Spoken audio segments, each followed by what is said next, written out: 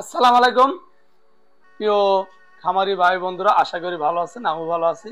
আজকে কি বিষয় নিয়ে আলোচনা করব, অবশ্যই ভিডিও থাম্বনেল ও টাইটেল থেকে বুঝতে পেরেছেন যে কি বিষয় নিয়ে আলোচনা করব। আজকে বিষয় হচ্ছে গিয়া আমরা হাট থেকে গরু কিনে খামারে আনার পর কি করব।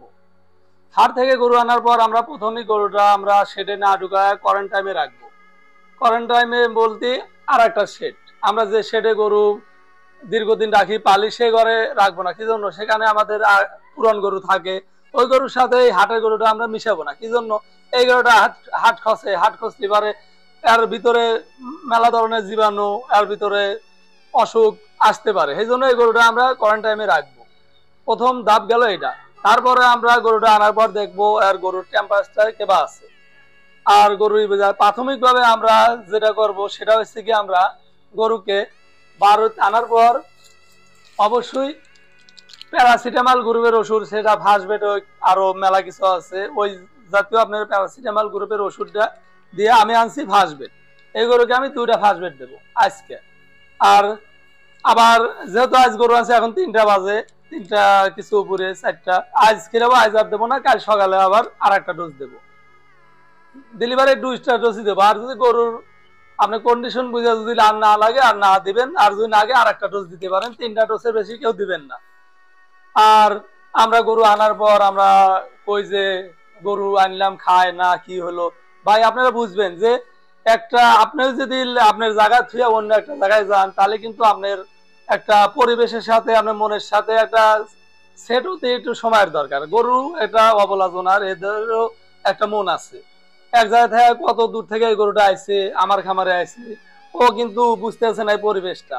আমার সাথে ওর পরিবেশটা মিল হইয়া ও খাপ খেলে নিতে হবে। সেই জন্য আমরা আইনা হুট করে যে গরু খাইতেছে না, আমরা ওকে একটা রুচির ওষুধ কিংবা এটা সেটা ট্রিটমেন্ট দিলাম না, কখনো দিবেন না। আমরা প্রাথমিক ওর শরীরে জার্নিং অলিভারের শরীরে ব্যথা হয়, সেই জন্য আমরা ফার্স্ট বেডটা দেবো।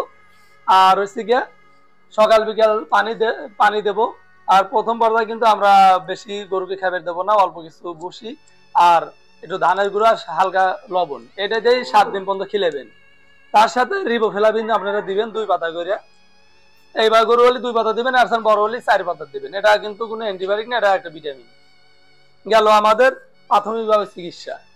এইভাবে দিয়ে আপনারা অবশ্যই ট্রিটমেন্ট দিবেন, দিলি পারে ইনশাল্লাহ অবশ্যই আমি যেভাবে বললাম। আর আমরা কিন্তু 15 দিন আগতে 15 দিন কোয়ারেন্টাইনে রাখবো। রাখার পর গরুটা কৃমিনাশক দিয়ে তারপরে আমরা মূল শেডে গরুটা উঠাবো। এইভাবে পরিচর্যা করবেন। অবশ্যই আপনারা আমি যে কথাটা বললাম মনোযোগ দিয়ে শুনছেন।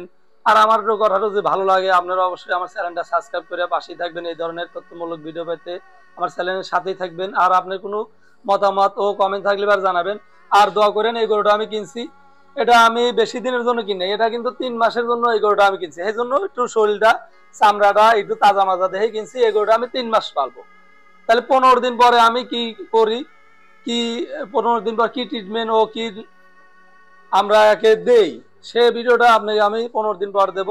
আর এখন যেভাবে বললাম এইভাবে আপনারা সবাই পরিচর্যা করবেন। আর এখন আমি এই ওষুধটা খিলাবো, হয়তো খিলে আপনাদের দেখাতে পারবো না, আমি এই ওষুধটা দেবো। আর যা বললাম এইভাবে চলবেন। আর সবাই ভালো থাকবেন, সুস্থ থাকবেন। আল্লাহ হাফেজ।